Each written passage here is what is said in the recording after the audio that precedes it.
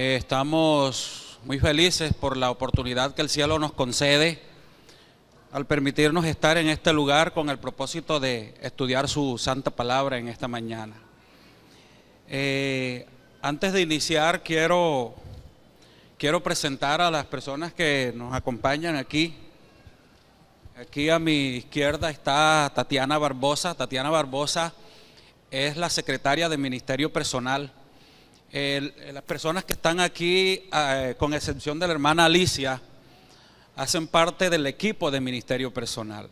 Así que Tatiana es la secretaria de este ministerio. Está el hermano Antonio Bosa, que es asociado de Ministerio Personal.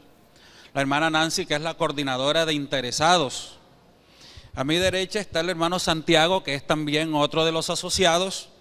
La hermana Alicia Severiche de Meneses, que está como invitada especial hoy aquí. Gracias, hermana Alicia, por acompañarnos.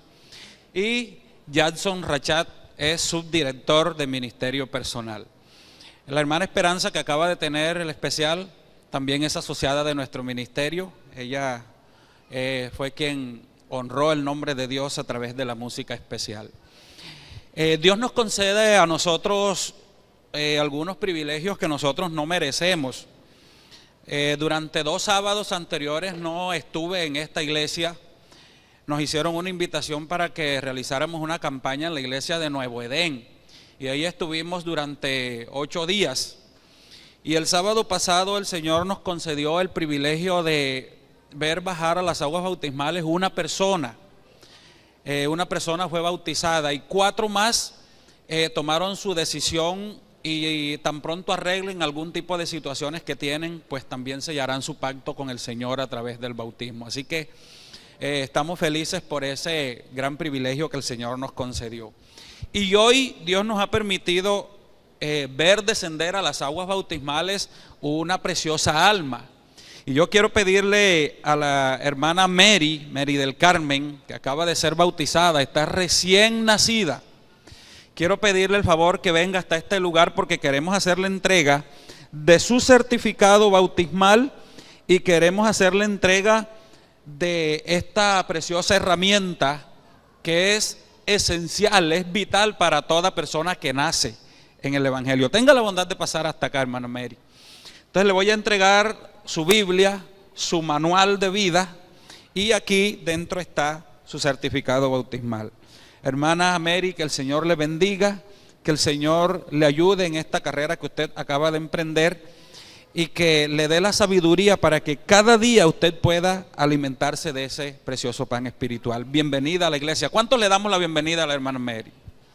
Bienvenida a la iglesia adventista del séptimo día. Dios le bendiga, hermana Mary. En esta mañana no quisiera entrar al tema que vamos a presentar sin pedir la dirección de Dios, así que vamos a inclinar nuestros rostros allí donde estamos y vamos a orar. Querido Padre, te invitamos para que tú seas nuestro maestro en este momento. Vamos a abrir tu palabra para estudiarla, y en nosotros no hay capacidad para entenderla, ni mucho menos para exponerla, si tu Espíritu Santo no viene y nos capacita. Por eso te invitamos para que abras todo nuestro entendimiento, de tal manera que podamos comprender el mensaje de tu santa palabra. Te invitamos, Señor, para que quites todo tipo de pensamiento que no tenga que ver contigo, y nos dejes nuestra mente despejada para poder captar tus santas enseñanzas. En el nombre de Jesús te lo pedimos.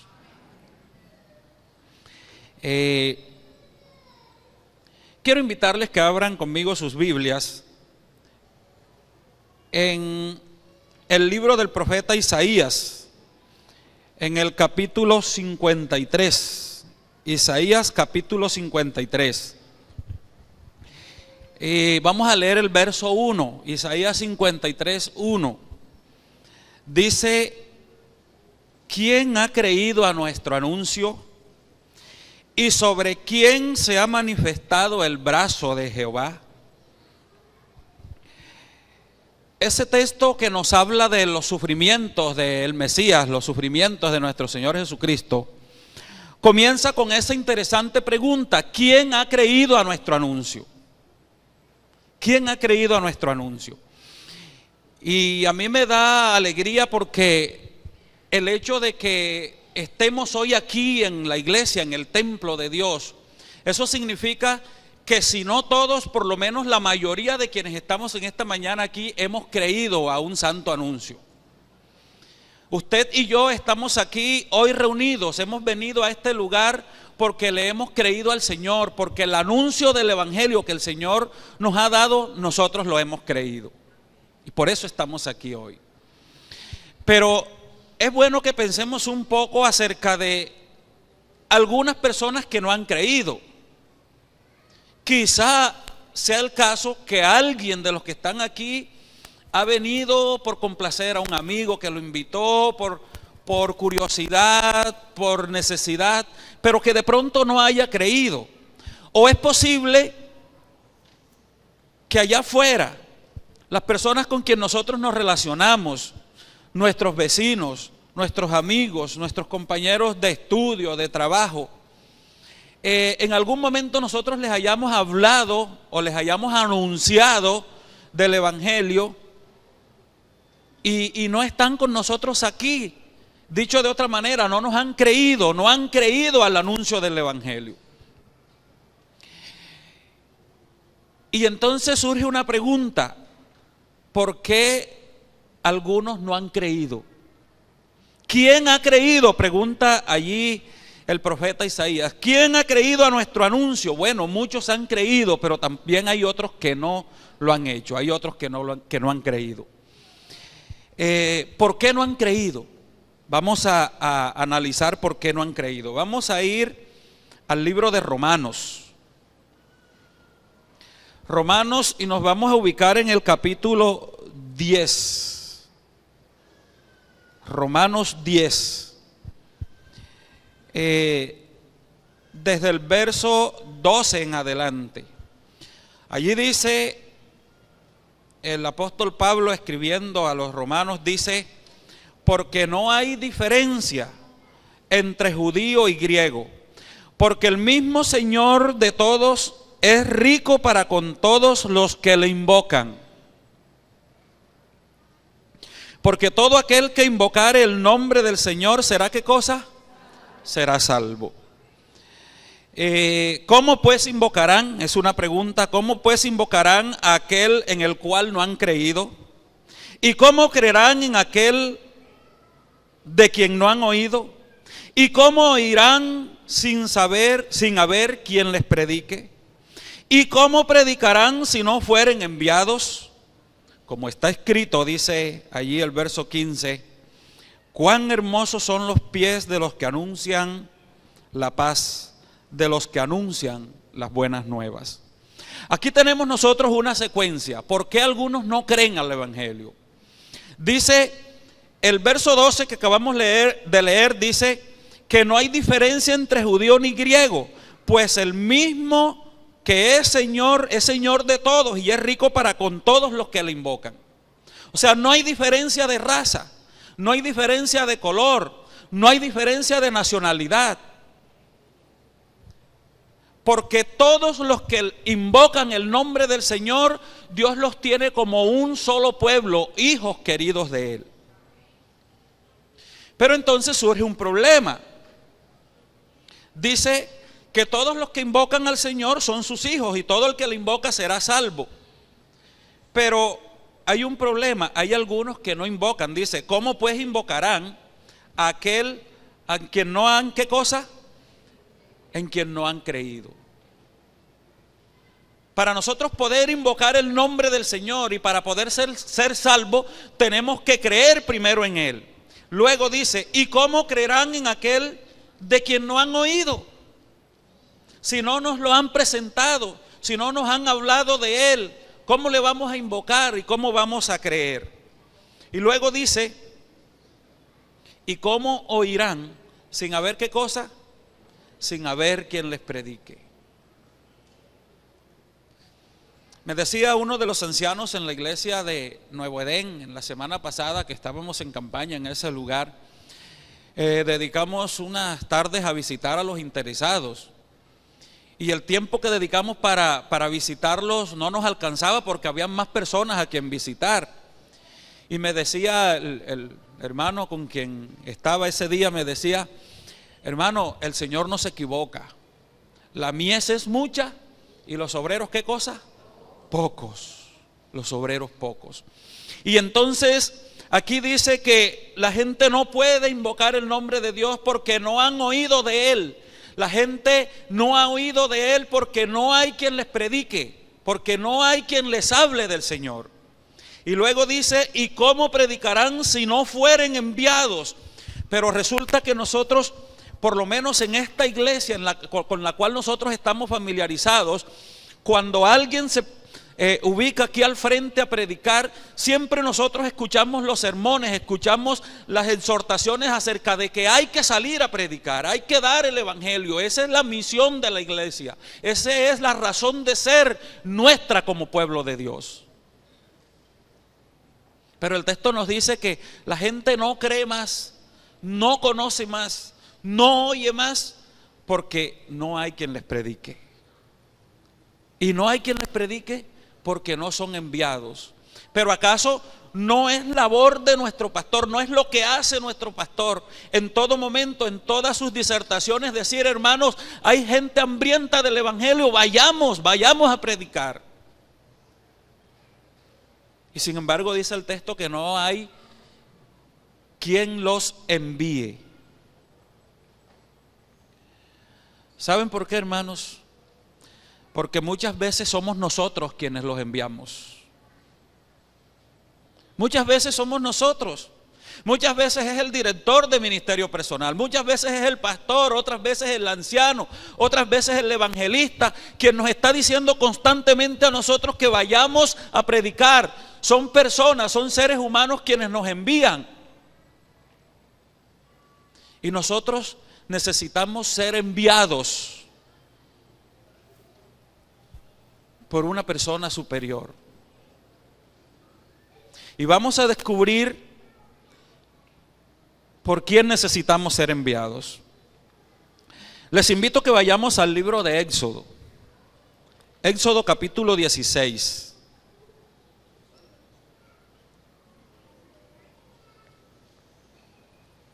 Éxodo capítulo 16. Y partiendo desde el versículo 1 vamos a leer allí un párrafo que nos habla del pueblo de Israel en el desierto, después que cruzaron el Mar Rojo. Y allí nos comienza hablando de cuando el Señor hizo toda la provisión para alimentar a su pueblo en el desierto. Dice el verso 1: partió luego de Elín, está hablando del pueblo de Israel, partió luego de Elín toda la congregación de los hijos de Israel y vino al desierto de Sin, que está entre Elín y Sinaí, a los 15 días del segundo mes después que salieron de la tierra de Egipto. Y toda la congregación de los hijos de Israel, ¿qué hizo? Dice: murmuró contra Moisés y Aarón en el desierto. Y les decían los hijos de Israel: ojalá hubiéramos muerto por mano de Jehová en la tierra de Egipto, cuando nos sentábamos a las ollas de carne, cuando comíamos pan hasta saciarnos, pues nos habéis sacado a este desierto para matar de hambre a toda la congregación. ¿Qué está sucediendo aquí? El pueblo de Israel había salido de Egipto, habían pasado el Mar Rojo. Vale la pena destacar que salieron de Egipto por milagro de Dios, porque la mano de Dios fue quien los sacó. Es más, el Señor mismo dice: el pueblo de Israel salió de Egipto, salió con mano poderosa. Y el Señor los fue guiando, los hizo pasar por en medio del Mar Rojo en seco. Llegaron a un lugar donde tenían sed y encontraron una fuente de agua que era amarga, y el Señor endulzó esas aguas para que el pueblo pudiera tomar. Y luego ya no era sed lo que tenía, el pueblo tenía hambre, y entonces clamaron y murmuraron contra Moisés y le dijeron: mira, ¿acaso no había sepulcros allá en Egipto que nos trajiste para que muriéramos de hambre en este desierto? Allá nosotros nos sentábamos en las ollas de carne y comíamos de balde y nos saciábamos. A mí me parece una situación difícil porque un pueblo que era esclavo en el lugar donde estaba, a mí se me hace difícil pensar que podía sentarse al lado de ollas de carne y comer pan hasta saciarse. Más bien los egipcios le darían únicamente la ración absolutamente necesaria para sostenerlos y para que no murieran de hambre y pudieran seguir trabajando como esclavos para ellos. Pero es lo que ellos perciben. Ellos dicen, después que ya han sido libres, después que Faraón y todo su ejército han sido muertos allí en el mar, han sido ahogados en las aguas del Mar Rojo, ahora ellos están reclamándole a Moisés, que es su líder, y le están diciendo, mejor nos hubieras dejado morir allá en el desierto. Hubiésemos muerto bajo el yugo, bajo la esclavitud de los egipcios, pero hubiésemos muerto hartos, hubiésemos muerto llenos, y aquí tú nos trajiste al desierto a morir de hambre. Ahora, es bueno que nosotros identifiquemos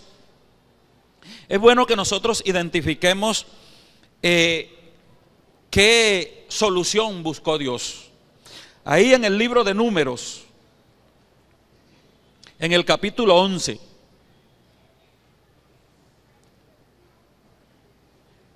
Números 11, versículos 4 y 5, dice, Números 11, 4 y 5.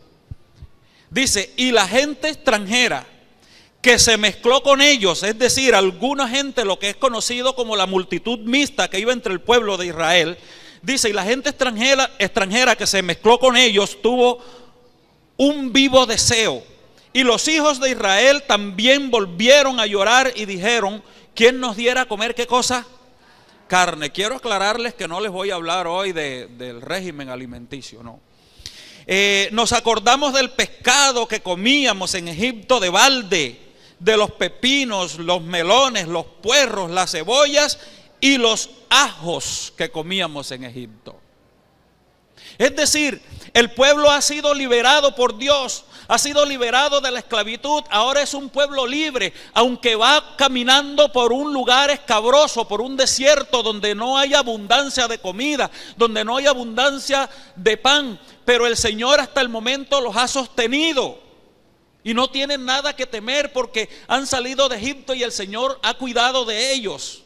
Pero sin embargo se están quejando y dice, nos acordamos de toda esa abundancia de alimento que nosotros teníamos en Egipto.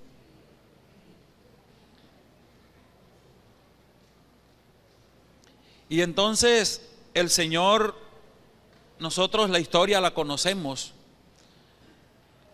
le habla a Moisés y le dice, dile al pueblo que se vayan a descansar tranquilos esta noche. Yo les voy a dar alimento mañana.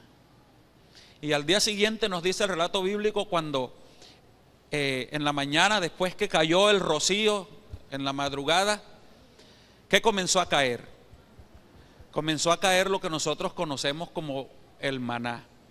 Y todo el pueblo se reunió y comenzaron a mirar y a preguntarse. ¿Qué se preguntaban? ¿Qué es esto? ¿Qué es esto? Dios les había enviado pan del cielo para alimentarlo y el pueblo no sabía qué era. Y se preguntaban, ¿qué es esto? Y dice la palabra de Dios que el pueblo comió durante 40 años de ese pan. Comió durante 40 años. Pero nosotros queremos en esta mañana mirar qué nos dice la Biblia con respecto a ese pan. ¿Qué representa ese pan? Vamos a ir al Evangelio según San Juan. Juan capítulo 6. Y vamos a leer los versículos del 32 al 35. Juan 6, 32 al 35. Dice, y Jesús les dijo, de cierto os digo, no os dio Moisés el pan del cielo, mas mi Padre os da el verdadero pan del cielo. porque el pan de Dios es aquel que descendió del cielo y da ¿qué cosa? Y da vida al mundo. Le dijeron: Señor, danos siempre ese pan. Jesús les dijo, ¿qué les dijo Jesús? Yo soy el pan de vida. El que a mí viene nunca tendrá hambre, y el que cree en mí no tendrá ¿qué cosa? Sed jamás. ¿Qué representaba ese pan que el pueblo de Israel recogía todos los días mientras estuvo errante en el desierto? ¿A quién representaba? A Jesús, a Jesús. Pero ¿saben cuál era la tragedia que el pueblo tenía? Allí en el libro de Números, en el mismo capítulo 11, pero en el versículo 6, el pueblo no conoce, no sabe qué es lo que está recogiendo. O sea, cuando el maná llegó, cuando el Señor lo hizo descender y el pueblo de Israel fue al campo a recogerlo, no reconocieron eso como algo que Dios les estaba enviando de una manera especial para ellos, y comenzaron a preguntarse: ¿qué es esto? ¿Qué es esto? Hasta tal punto que allí en el mismo capítulo 11 de Números, el pueblo comienza a quejarse y dice: nosotros mientras estamos en este desierto, nosotros queremos carne, queremos comer una comida diferente, y mientras nosotros hemos estado en el desierto, no vemos ninguna otra cosa sino este maná. Todos los días sus ojos veían ¿qué cosa? Maná. En la mañana se levantaban, maná. ¿Qué significa maná? ¿Qué es esto? Todos los días se levantaban y buscaban alimento, iban y lo recogían, lo traían para comer. ¿Qué es esto? Estamos comiendo, ¿qué es esto? ¿Pero qué representa el maná? Jesús dijo: yo soy ¿qué cosa?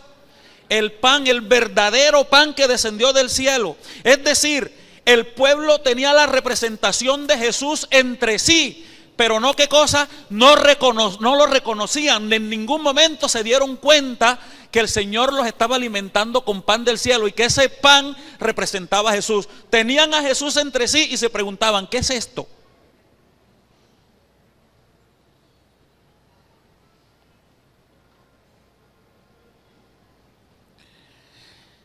Mis queridos hermanos,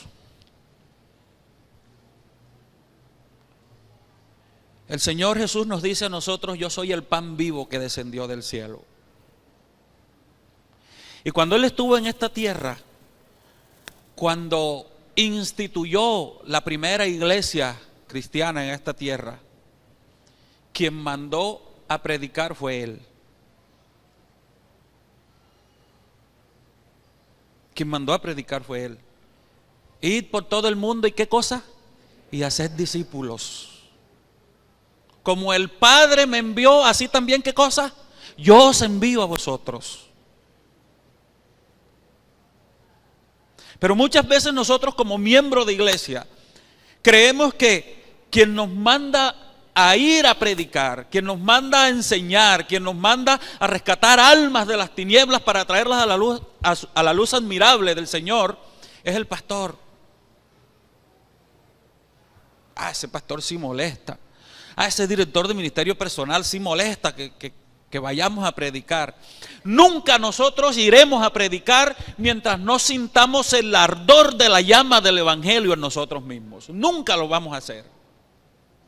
Tiene que arder la llama del evangelio en nosotros para entonces crear en nosotros una necesidad de ir a compartir las buenas nuevas de salvación con aquellas personas que no conocen al Señor. Y para eso nosotros tenemos que comer del pan del cielo todos los días. Para que la llama del evangelio se pueda encender en nosotros, tenemos que comer todos los días del evangelio. A veces nosotros hemos llegado aquí a la iglesia y tenemos años de estar en nuestra iglesia, de ser miembros de esta querida iglesia. Pero muchas veces, igual que el pueblo de Israel, deseamos las ollas de carne de Egipto. A mí me iba mejor económicamente cuando no estaba en la iglesia. Ahora con ese asunto del sábado, ahora mi jefe me la tiene montada. Los amigos que a veces me ayudaban, ahora los he perdido. Es la realidad. Y a veces deseamos esas ollas de carne que quedaron en Egipto. Siendo que el Señor nos ha dado el verdadero pan, el que descendió del cielo, Cristo Jesús, y nosotros lo podemos encontrar sentándonos cada día a escudriñar su santa palabra. Es de esa manera como nosotros podemos experimentar el gozo del Evangelio en nuestras vidas.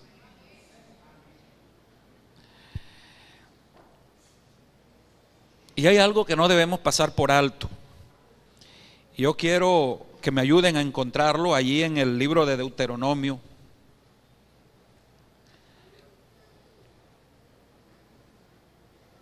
En el capítulo 29.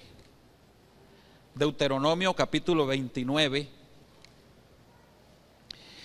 Y vamos a leer el versículo 5.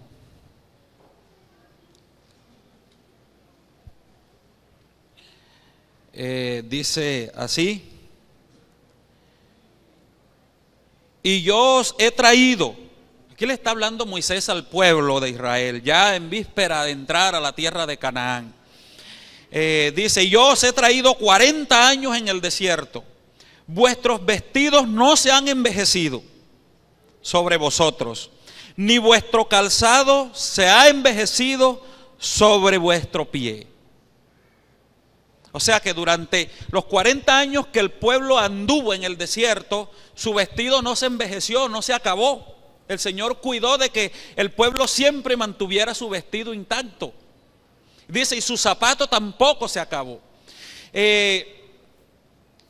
Yo les pregunto a ustedes, ¿qué representa el vestido en las Sagradas Escrituras? ¿Qué representa?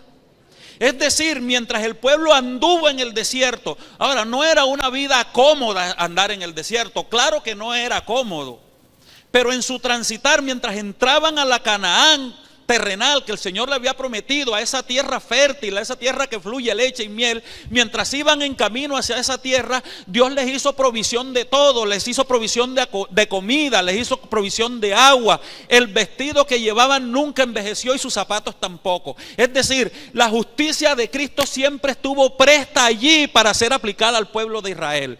Y nosotros en nuestro caminar hacia la Canaán celestial, la justicia de Cristo es suficiente para sostenernos hasta que lleguemos a ese lugar donde nos hemos propuesto por la gracia de Dios llegar.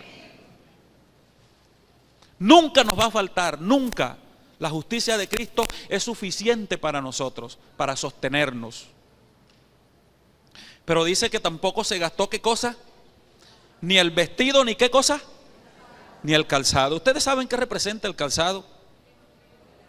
Representa el Evangelio.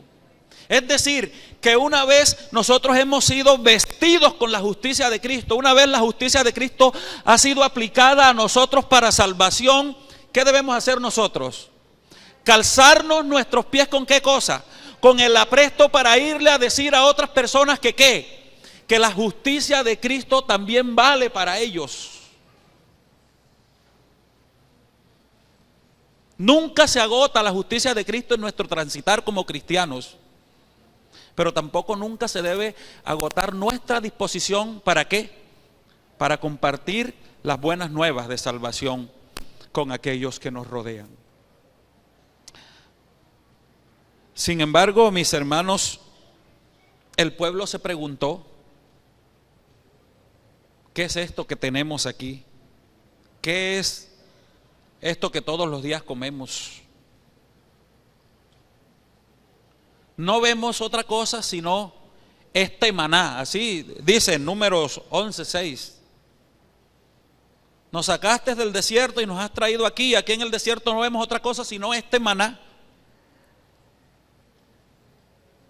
¿Será posible que algún adventista del séptimo día sea capaz de decir, ahora no quiere nuestra iglesia que nosotros veamos otra cosa sino la Biblia? Porque ese es nuestro pan diario ahora. Y preferimos gastarle tiempo a otras cosas. Quizá algunos prefieren irse a ver una película, en otro tipo de pasatiempos. donde debiéramos anhelar tener más tiempo para meternos a escudriñar la palabra de Dios. Miren, nosotros, la iglesia adventista del séptimo día, el Señor la ha provisto de todo el alimento que nosotros necesitamos para nutrirnos en nuestra vida espiritual. Ha provisto el Señor a su iglesia de todo. Y a veces nosotros escuchamos que hay una reunión de X denominación y allá nos vamos a tomar otro tipo de alimento, donde el Señor a esta iglesia le ha dejado todo el alimento necesario.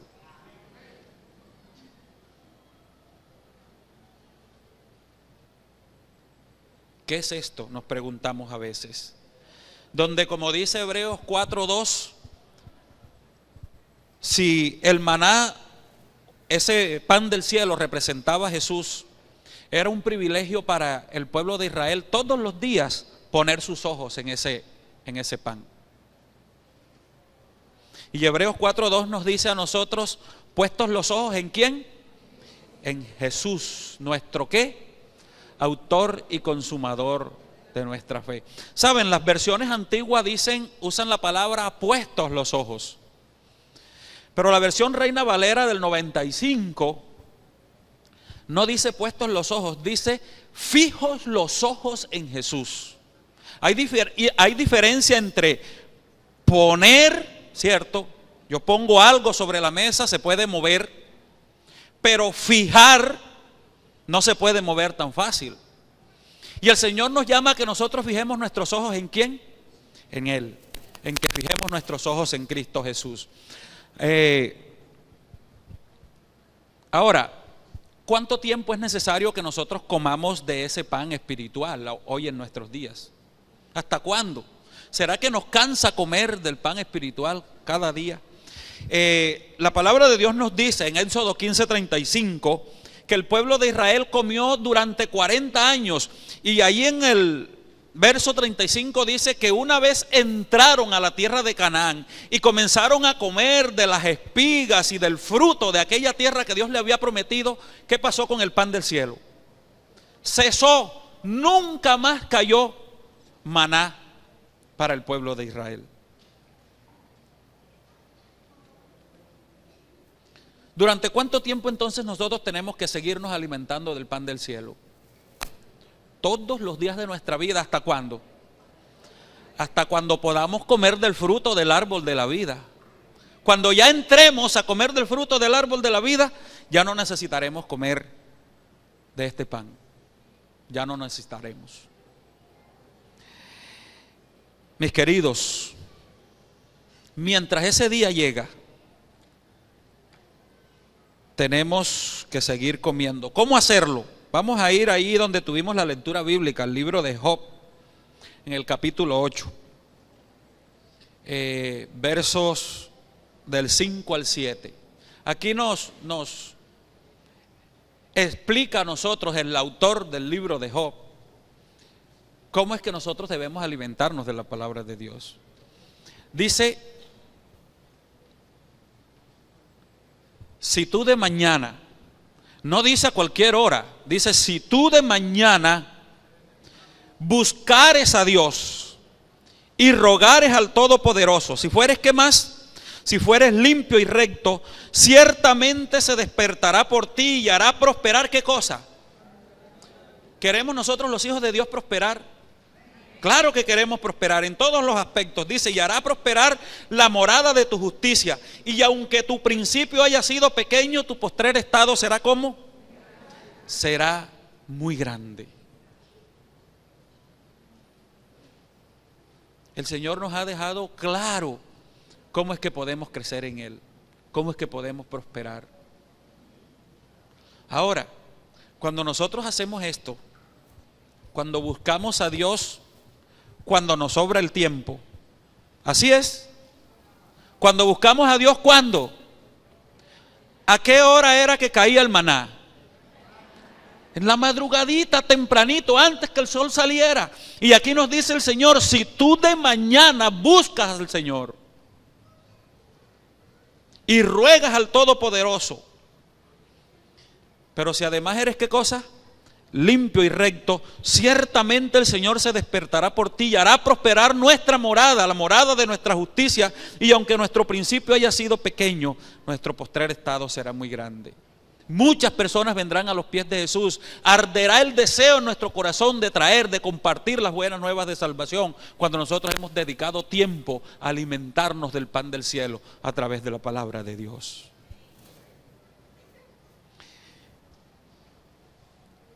Y entonces, como resultado de eso, de haber buscado a Dios en la mañana, de habernos empapado de Él, de llevar una vida plena de comunión y de devoción con nuestro Dios, sucederá lo siguiente. Vamos a ir a la última cita que quiero compartir con ustedes en esta mañana. Isaías capítulo 52. En el primer versículo del capítulo 53 iniciamos leyendo: ¿quién ha creído a nuestro anuncio? ¿Quién ha creído? Hay muchas personas que nosotros les hemos hablado del evangelio y no han creído, no nos creen. Pero cuando llevemos una vida de comunión con nuestro Dios, yo estoy seguro que muchas personas de las que no han creído nos van a creer. Y dice Isaías 52, 6 y 7. Permítanme leer desde el 5. Dice: y ahora, está hablando el Señor, está hablando de la liberación de su pueblo. Dice: y ahora, ¿qué hago aquí? Dice Jehová, ya que mi pueblo es llevado injustamente, y los que en él se enseñorean lo hacen aullar, dice Jehová, y continuamente es blasfemado mi nombre todo el día. Por tanto, dice el verso 6, mi pueblo sabrá mi nombre. Cuando buscamos a Jehová en las mañanas, cuando dedicamos las primeras horas del día, como dice la sierva del Señor, cuando hacemos de eso nuestro primer trabajo, dice el Señor: por tanto mi pueblo sabrá mi nombre, por esta causa en aquel día, porque yo mismo que hablo, he aquí qué cosa, estaré presente. Como estaba con el pueblo de Israel representado en la nube en el día y en la columna de fuego en la noche, dice: yo mismo estaré presente en mi pueblo.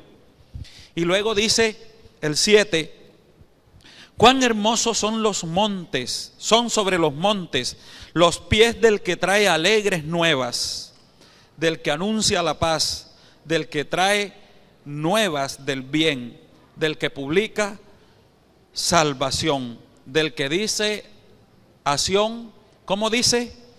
Tu Dios reina. Necesitamos en este templo, en esta iglesia, necesitamos llenar algunos lugares que alcanzamos a ver todavía vacíos. Hay puestos en la iglesia y necesitamos que esos puestos estén llenos. Incluso si es necesario colocar más sillas, las colocamos. Si es necesario ampliar el templo, lo ampliamos. Pero primero tiene que surgir la necesidad. ¿Y saben cuándo va a surgir la necesidad? Cuando usted y yo, todos los días, nos levantemos de mañana y hagamos de nuestro primer trabajo la búsqueda del alimento espiritual. Entonces arderá el deseo en nuestro corazón de compartir las buenas nuevas con otras personas y las iremos a buscar, sentiremos verdadera pasión por las almas que perecen y las traeremos aquí para que llenen los lugares que están vacíos y otros que nosotros tendremos que crear para que puedan ocupar las personas que vamos a traer. En resumen, necesitamos que en nuestra vida haya un reavivamiento y que haya en nuestra vida una reforma. Solo se logrará si buscamos cada día, en las primeras horas de Él, a nuestro Dios, así como nos dice el libro de Job. Quisiera preguntar en esta mañana, ¿cuántos juntos conmigo tienen el deseo de que en sus vidas haya un reavivamiento? ¿Cuántos tienen ese deseo? ¿Cuántos quisieran con la ayuda de Dios? Con la ayuda de Dios. A veces no es fácil, yo lo reconozco. A mí me cuesta. Y yo sé que a ustedes también les cuesta. Pero quisiéramos nosotros proponernos con la ayuda de Dios levantarnos un poco más temprano de lo que lo hacemos, para ir a buscar el alimento espiritual, para ir a estar en comunión con Dios y así entonces recibir las bendiciones que el Señor ha prometido a cada uno de nosotros.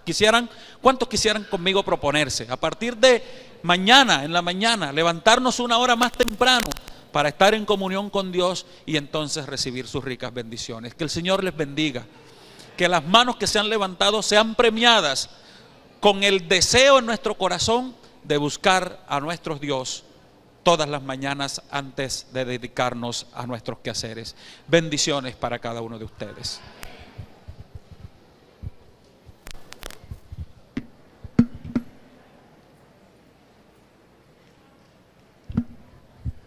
Para finalizar este culto de adoración, lo haremos cantando con el corazón el himno número 509, Firmes, Fuertes.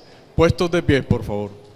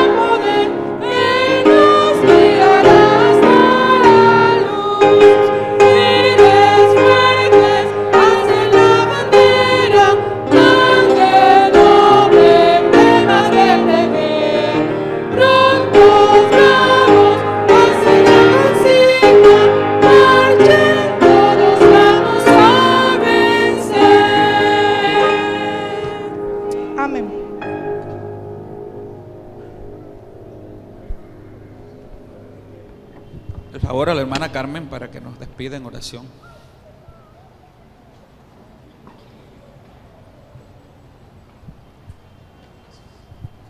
Oremos.